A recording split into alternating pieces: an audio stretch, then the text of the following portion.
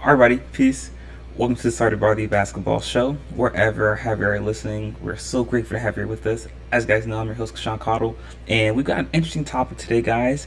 We are going to be discussing whether or not Chicago Sky rookie Angel Reese is a legitimate MVP candidate this season in the WNBA.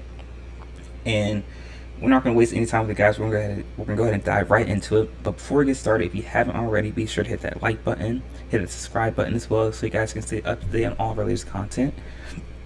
And be sure to follow us on Patreon as well, so you can stay up to date on all of our exclusive content that we post daily as well. You can do so by going to patreon.com, clicking on the search bar, and typing in "Sorry to Bother You Show." And if you'd like to support our network and our company, you can do so by following the link in the ticker below. It's streamelements.com/sorrytobotheryoushow/tip. None of this is possible without you guys, the fans, so we're just so grateful and honored for all of the love and support that you show us, and it's a pleasure doing this show. So let's go ahead and get right into it, guys. Like I said, is Chicago Sky rookie number 7 overall pick Angel Reese a legitimate MVP candidate this season? As you guys know, Angel Reese just set the WNBA mark for consecutive games with double-double at 12. And her streak went up to 13 games, but the streak just ended last night with Chicago Sky's victory. Or sorry, their Chicago Sky's loss to the Seattle Storm last night. However, like I said, Angel Reese now holds the WNBA record for consecutive games with a double-double that was previously held by Candace Parker, and Candace Parker set that record during the 2009-09-10 season. Angel Reese is having an amazing rookie year so far. She was just named Rookie of the Month. She's currently averaging a double-double, and she was just selected an All-Star in her first year in her rookie season. So far, her and Caitlinclark are the only rookies to be selected to the WNBA All-Star team. And it goes without saying that Angel Reese is having a phenomenal year, not just for a rookie, but just overall in general across the board compared to her WNBA counterparts. And I'll be the first to say that Angel Reese's productivity is coming at a bit of a surprise for me. I was someone that said that she needed to develop her offensive game. She needed to expand her scoring options. She needed to be able to put the ball on the floor a bit. She needed to at least hit catch and shoot shots from the elbow extended 16, 17 feet, something that she didn't do consistently in college. But her physicality and her footwork and her ability to time the ball on rebounds, both offensive and defensive rebounds, is proving to be the deciding factor. It's proving to be what's setting her apart, and it's proving to be what's allowing her to be effective and productive at the WNBA level. And another cause for concern I had initially with Angel Reese was the physicality of the game, and would she be able to transfer her physical prowess in college over to the WNBA. And that's something that she's been able to do. You can tell that she's been much more intentional about her workouts in terms of being able to move more lateral and also cover more ground with her hip mobility and with her gate opening. So a lot of us basketball players during our off season, we spend a lot of time being able to expand our range of motion and being able to become more flexible, for lack of better words, within our hips. We know that allows us to cover more ground on the defensive end, but also allows us to be more explosive and allows us to also generate more power and be more balanced and stable within our trunk region. And for a player like Angel Reese, who relies a lot on her physicality and her ability to bump players, specifically in the low post, that's transferred a lot. That those type of workouts regimens has transferred tremendously to the court for Angel Reese.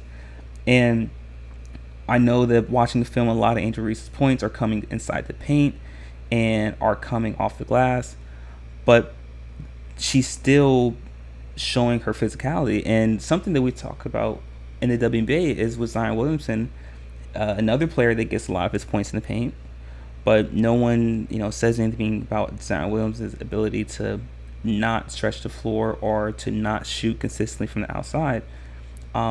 So the same can be said for Angel Reese. Though she is scoring most over 85% of her points inside the paint, she's still scoring and still being productive, despite the fact. And I don't, because and the question now becomes, okay, well, is she a Rookie of the Year? Is she the Rookie of the Year candidate? I believe that she is a Rookie of the Year candidate. I believe she will win the Rookie of the Year if she continues to maintain this pace and this productivity. The question then becomes, is she a legitimate MVP candidate? Now, me personally, just right off at this point in time, I believe Nafisa Collier and A'ja Wilson are my top two candidates for MVP. But what would it take for Angel Reese to get into a legitimate conversation for possibly winning MVP? There's a couple of things that would need to factor in, primarily being the Chicago Sky's record and their ability to win games over the course of the season. Right now, they're currently 8-13. If I'm wrong about that, one of you guys can correct me. But I know they are currently 8th in the West in the standings right now, so they're still in the playoffs. They are a game behind Indiana. What will it take for Angel Reese to become a legitimate MVP candidate? Like I said, Chicago Sky's record will have to improve. They'll need to finish at least with a top 4 record, minimum top 5 record. But is that possible? Does Chicago have a legitimate chance of finishing with a top 4 record in the WNBA this season? I believe they do. They have a lot of talent on that roster in Chicago. The guards with Kennedy Carter, who is having a phenomenal season, by the way. Dana Evans, I believe is the other guard's name, who was starting initially, but now is coming off the bench. Camila Cardozo, obviously out of South Carolina. Marina Mabrey, who is one of the best shooters in the WNBA. And by the way, is another player who has completely transformed her game. She's now completely added the ability to put the ball on the floor and to be a playmaker as opposed to just a catch and shoot option, which I believe is also diversified and added another layer to the Chicago Sky's offense. And there's a lot of talent. There's a lot of talent on this Chicago Sky roster. They're still young, and I believe they're still learning how to play with each other. But you can see the upside. You can see the potential in the Chicago Sky based on how they played so far this season. Where they struggle with, which is actually ironic, is on the defensive end. They have a lot of mental lapses defensively, whether it be via switches or backdoor cuts, and that's typical of youth and young teams. So defensively for Chicago, if they can learn to be more efficient, maybe be more proficient on the defensive end, that's going to allow them to win more games and allow them to jump in the standings, which is going to allow Angel Reese to possibly become a legitimate MVP candidate, like I was saying. Is it out the realm of possibility for Angel Reese to win an MVP or to be an MVP candidate this season? I don't think so. There is a little bit of a possibility. Do I believe she will win MVP? Absolutely not. I don't believe so. At this point in time, like I said, I believe Nafisa Collier and A'ja Wilson are my top 2 MVP candidates right now. But it's just a topic that I believe needed to be broached. But I believe what it speaks to is, like I said, the level of productivity and the level of efficiency that Angel Reese is playing with this season. And the question now becomes, is this the best rookie season by a WNBA player? And our co-host, Dre, just said that he's got A'ja. Yeah, Dre, I agree with you. I got A'ja Wilson too. Mainly due to the fact that she should have won it last year, in my opinion. But we know Breanna Stewart won the MVP last year. But also, Vegas is playing much better. since Chelsea Gray's been back in the lineup. And with Chelsea Gray being back in the lineup, I believe that helps Asia Wilson get more touches and opens up the floor for her as well. But the question then becomes, okay, well, is this the best season by a rookie in WNBA history? Then we have to go back into the archives. And go. Dre, I was just about to say the same thing. I believe Candace Parker, in my mind, still holds that record that mark for me as the best rookie season.